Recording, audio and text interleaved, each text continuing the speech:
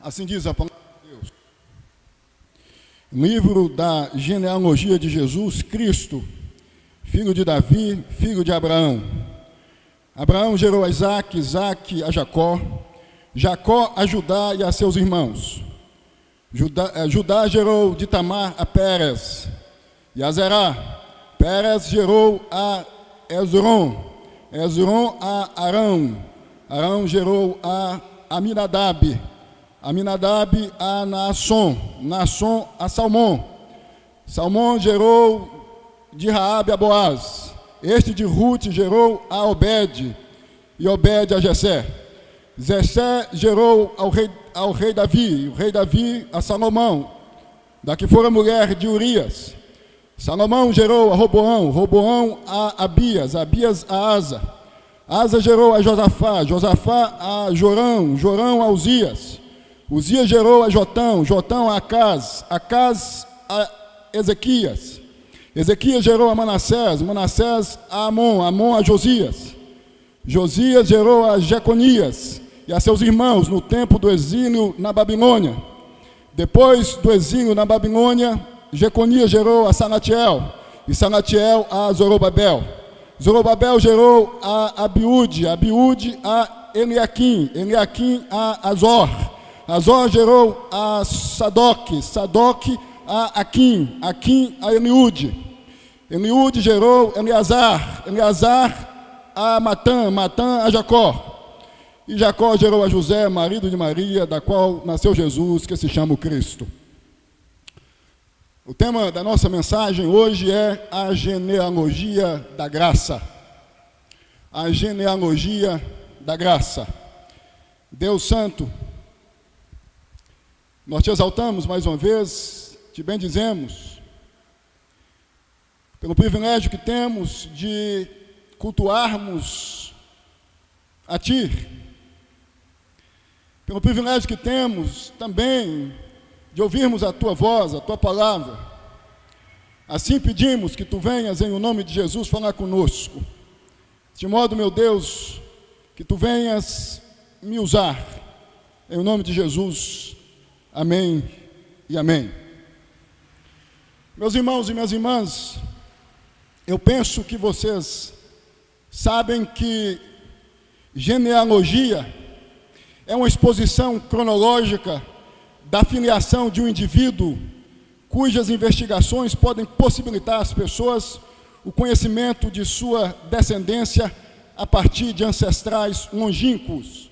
Em outras palavras, é uma exposição cronológica que permite a alguém conhecer a linhagem genética de uma determinada pessoa. Mateus, assim sendo, com a genealogia de Jesus, nos possibilita conhecer os ancestrais longínquos de Jesus, como Abraão, Isaque, Jacó, Judá, entre outros. Mas eu penso que o que Mateus quer mostrar-nos, quando mesmo apresenta-nos a genealogia de Jesus, é que a graça especial de Deus se tornou evidente quando Jesus se encarnou. Isto porque Jesus é a graça especial de Deus substancializada, fisicalizada, encarnada. Por isso que eu penso que nós podemos chamar a genealogia de Jesus de genealogia da graça. Mas é certo também afirmarmos que Mateus tem outras intenções ao começar o seu evangelho com a genealogia de Jesus. Deste modo eu passo a apresentar a vocês algumas intenções que Mateus, no meu entendimento, quer mostrar-nos com a genealogia de Jesus. A primeira intenção é mostrar que os judeus estavam errados quanto ao que diziam acerca de Jesus. Mateus quer dar uma resposta à difamação judaica acerca de Jesus. Vocês sabem que os judeus diziam, alguns, portanto, que Jesus tratava-se de um impostor, de um falso profeta, de um pseudo-messias. Então eu penso que a primeira intenção de Mateus, ao começar o seu evangelho, com a genealogia de Jesus, é dar uma resposta à difamação judaica acerca de Jesus. Isto fica explícito quando nós observamos o verso 1, já que o verso 1 destaca que Jesus é filho de Davi e filho de Abraão.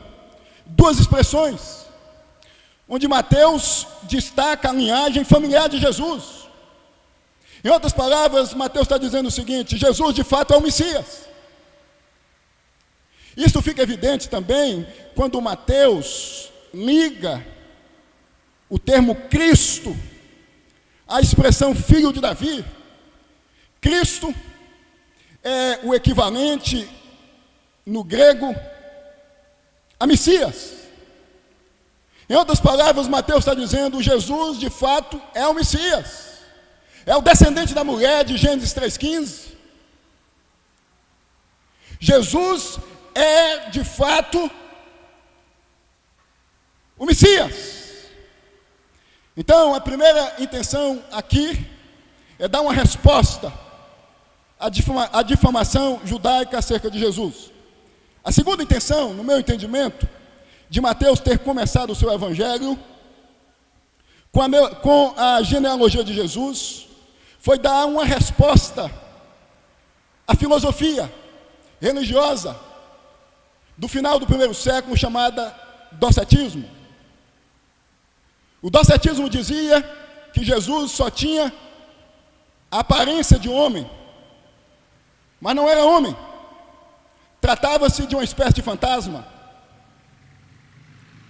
No verso 1, eu entendo que Mateus também possui a intenção de destacar que Jesus não tinha só a aparência de homem. Jesus de fato era homem. As expressões filho de Davi e filho de Abraão indicam exatamente isto. Não se trata, portanto, Mateus está dizendo, a filosofia religiosa docetista, de um fantasma, mas de um genuíno ser humano, ao osso. Mas eu penso ainda que Mateus começa o seu evangelho com a genealogia de Jesus, em terceiro lugar, com a intenção de mostrar que Jesus, o Messias, veio em cumprimento da promessa de bênçãos para os gentios feita a Abraão.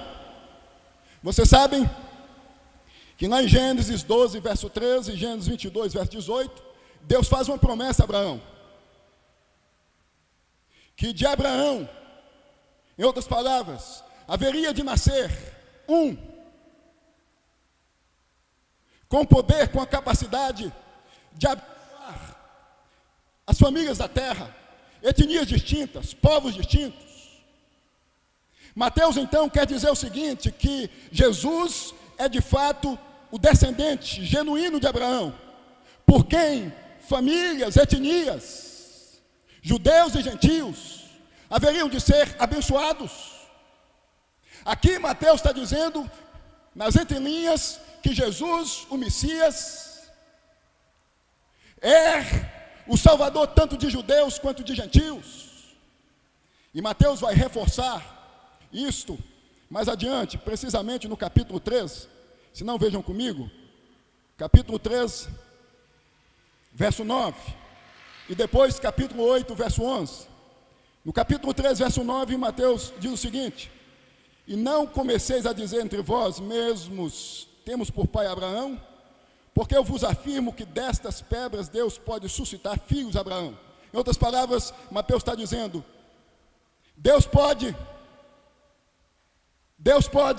em função da insensibilidade, em função da rejeição, do menosprezo de vocês por parte de Jesus, fazer fé brotar entre os gentios. Vejam também aí o capítulo 8, verso 11, é o mesmo raciocínio, o mesmo entendimento. Capítulo 8, verso 11. Digo-vos que muitos virão do Oriente e do Ocidente e tomarão lugares à mesa com Abraão, Isaque e Jacó no reino dos céus. Então a intenção de Mateus, em terceiro lugar, em começar o seu evangelho com a genealogia de Jesus, é mostrar que o Messias, que Jesus, é o Salvador, tanto de judeus quanto de gentios. É a porta de entrada no que diz respeito à salvação, para judeus e para gentios. Jesus está mostrando aqui, meus irmãos, que a promessa feita a Abraão, de por meio da sua descendência abençoar, e isso tem a ver especificamente com Jesus Cristo, famílias da terra, que este descendente é Jesus. Em outras palavras, Mateus está quebrando as pernas do ufanismo judaico, da religiosidade ufanista judaica. Vocês sabem que Jesus conviveu com judeus e gentios. Mateus então começa seu evangelho destacando que de fato o que Jesus fez enquanto aqui viveu, isto é, quando mesmo conviveu também com gentios, Jesus simplesmente estava fazendo o que foi prometido a Abraão.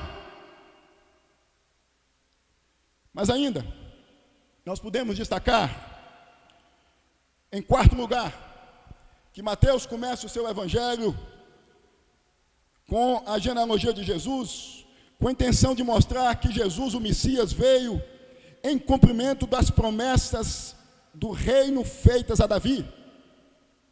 É o que destaca também o verso 1. O verso 1 diz o seguinte, que Jesus é filho de Davi, é da descendência de Davi, é de linhagem real. Com isto, Mateus está dizendo que a promessa feita a Davi de um reino duradouro não tinha com um trono físico, com espaço físico, com a realidade substancial, geográfica, não tinha a ver com formar um exército humano, não tinha a ver com ter poder político, econômico neste mundo, tinha a ver com um reino onde os seus súditos vivem o obedecendo por meio da fé. É a ideia do reino eterno, é a ideia do reino escatológico, é a ideia que ensina que Jesus reina a partir dos corações de indivíduos que são controlados pelo Espírito Santo. Mateus está querendo destacar o seguinte, nas entrelinhas, vocês estavam aguardando o Messias, a exemplo de Davi, soldado, conquistador, no que diz respeito a terras, a espaços físicos.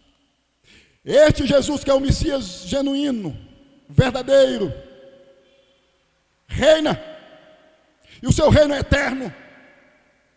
Vocês estão menosprezando-o porque vocês interpretaram as promessas feitas a Davi equivocadamente.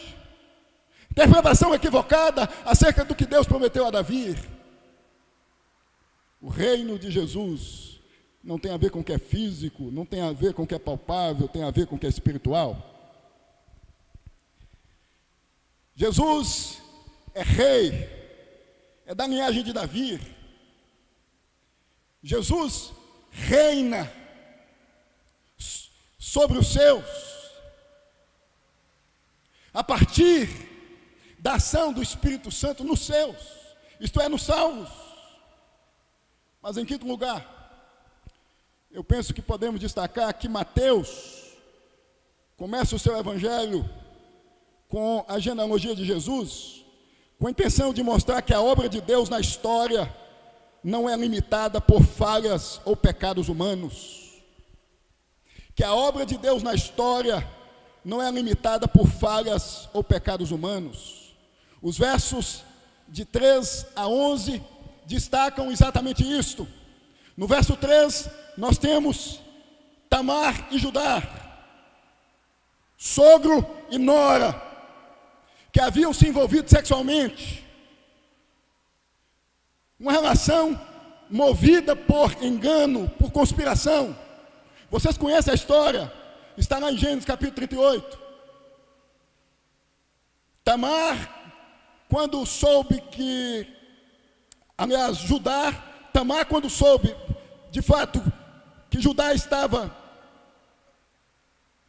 havia perdido sua esposa, em uma viagem que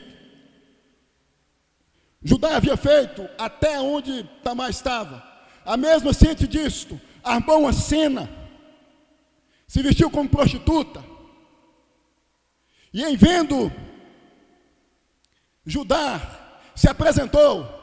Judá ali se envolveu com ela, e dessa relação Tamar engravidou. Então nós temos aqui uma relação inadequada, um sogro e uma nora se envolvendo, Tamar e Judá. No verso 6, nós temos Davi. Vocês conhecem a história de Davi? Adulterou, matou o esposo da mulher com quem tinha um caso, uma vida horrível, comportamentos horríveis, adultério, morte, conspiração, engano. Nós temos também aí, no verso 7, Roboão, o homem responsável pela divisão do império, filho de Salomão, quando mesmo assume o trono de Israel, aumenta os impostos e gera um cisma, uma insatisfação por parte do povo, e o cisma acontece por conta do aumento exacerbado dos impostos. Verso 10, nós temos Manassés, um rei cruel, que se dedicou à prática de magia negra, que sacrificou crianças, seu próprio filho. Então, dos versos de 13 em diante, nós temos histórias horríveis, terríveis. Então eu entendo que com isto, Mateus quer mostrar que as falhas e os pecados humanos não impossibilitam Deus de agir, de executar os seus planos.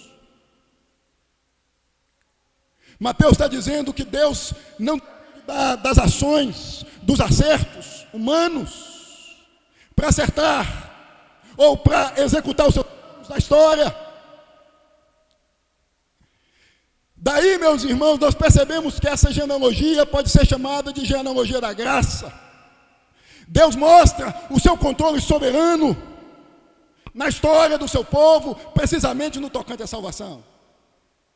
Há falhas, há erros, há pecados, há deslizes, mas o propósito continua. Deus não muda o rumo da história no que diz respeito à salvação, por causa das falhas, dos pecados do seu povo. Com isso nós aprendemos que Deus é soberano. Deus tem um domínio da história. Deus controla a história, apesar do que acontece. Na mesma, a ideia aqui é de Deus fazendo, apesar do que acontece, exatamente o que Deus havia planejado, e o que de fato passa a acontecer no tempo e no espaço, passa a acontecer porque Deus havia planejado, portanto está de acordo com a vontade de Deus. Os nossos erros, os nossos tropeços, as nossas quedas, não são capazes de restringir a ação de Deus em nós. Por isso que essa genealogia pode ser chamada e deve ser chamada de genealogia da graça. Deus não deixou de encontrar você em Jesus, ou por meio de Jesus, porque você teve a vida que você teve. Deus não deixou de ir ao seu encontro no tempo e no espaço, em função da vida que você teve. A graça de Deus rasgou a sua história, encontrou você, achou você e mudou você. Nós temos Raabe, também na genealogia de Jesus, alguém que vivia rodando a bolsa em Jericó, vivia da prostituição, prostituta em Jericó. Mas a graça de Deus encontrou-a quando a mesma se deparou com os espias em Jericó, e a sua história foi mudada. Quantas Raabes, quantos Manassés, quantos Davis formam a história do povo alcançado pela graça especial de Deus. Esta é a genealogia da graça especial. Essa é a genealogia que mostra que a graça especial de Deus, isto é, Jesus, encontra com gente do nível de Davi, do nível de Manassés, do nível de Tamar e Judá, do nível de Raabe. É a genealogia da graça. É a genealogia que não encontra alguém com propósito, portanto, de fazer com este ou com esta parte desta genealogia, a partir do que este e do que é a vida. Prova é que nós temos aqui indivíduos que não deveriam estar na genealogia de Jesus, porque o único perfeito aqui é Jesus, o único que não pecou, o único que não vacilou, o único que não errou, o único que não pisou na bola com Deus. Jesus. Os demais haviam feito coisas terríveis, horríveis, como estes que eu acabei de citar. Mateus, portanto, entendo eu, quer mostrar a mim e a você que Deus não age a partir das nossas ações, como ensina a teologia, no que diz respeito à salvação, à soteriologia, a doutrina da salvação, que Deus salva a partir do que Deus enxerga, a partir do que Deus vê. Se Deus vê fé, ou atitudes que venham corresponder à fé em Jesus, Deus, por isso, salva, ou destina este ou esta salvação. A genealogia de Jesus diz totalmente o oposto. Porque Raabe, porque Manassés, porque Davi, porque Tamar e Judá e os demais haviam pisado na bola na história, mas estão aqui incluídos na genealogia de Jesus. Por isso, essa genealogia é a genealogia da graça. É a genealogia, volto a dizer, que encontra-se sendo a revelação da graça especial de Deus com pessoas das mais variadas, vivendo situações das mais variadas na vida, de Raabe a Davi, de uma prostituta a um rei, de um rei chamado de homem segundo o coração de Deus, a um rei perverso, que viveu segundo a prática filosófica do bruxismo, da magia, como Manassés. E por fim, eu entendo que em sexto lugar, Mateus começa o seu evangelho com a genealogia de Jesus, com com a finalidade de mostrar que a graça de Deus abraça não só quem tem sangue azul, pedigree. Como disse, nós temos aqui na genealogia de Jesus reis: Manassés, Roboão, Davi, Salomão. Mas nós temos pessoas comuns aqui. Raabe, prostituta, como disse em Jericó. José, carpinteiro. A graça de Deus alcança gente que tem pedigree, como também gente comum, pessoas comuns. A graça de Deus não se restringe à condição social de ninguém, com a finalidade de salvar. A graça de Deus não se restringe a quem reside em palácios somente, ou a quem reside em geografias desprovidas de recursos, pobres. A graça de Deus transita por palácios. A graça de Deus transita por bairros simples, conhecidos como periferias. A graça de Deus não se restringe a espaços geográficos. A graça de Deus não se restringe a etnias únicas. A graça de Deus perpassa por geografias as mais variadas, com a finalidade de encontrar pessoas das mais variadas, judeus e gentios, com a finalidade de colocar pessoas de vida torta na genealogia espiritual, na linhagem espiritual de Jesus, isto é, dos salvos. Isso que significa ser descendente de Abraão no contexto do Novo Testamento. Gentios, que não são da linhagem étnica de Abraão, não judeus, se tornam judeus, descendentes de Abraão, espiritualmente falando, a partir do momento que se encontram com Jesus. Raabes. E quantos outros que podem ser incluídos, espiritualmente falando,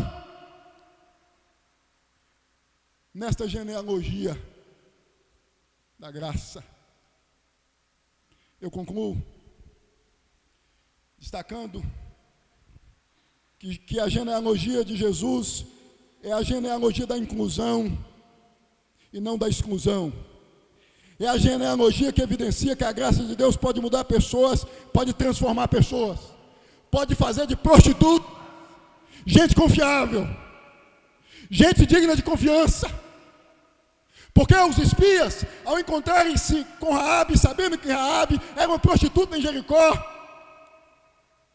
confiam nas palavras de Raabe e fazem, por conseguinte, confiando unicamente nessa personagem singular da história veterotestamentária chamada Raabe.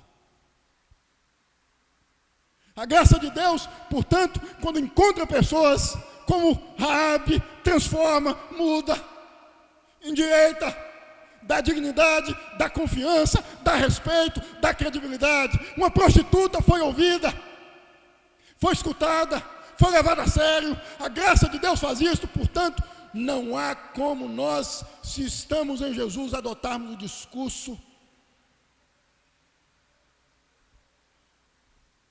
de que Deus tem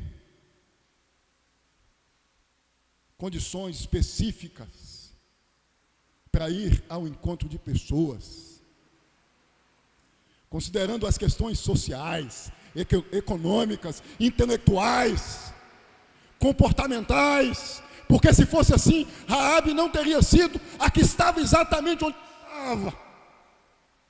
Não foi por acaso que Raabe estava onde estava.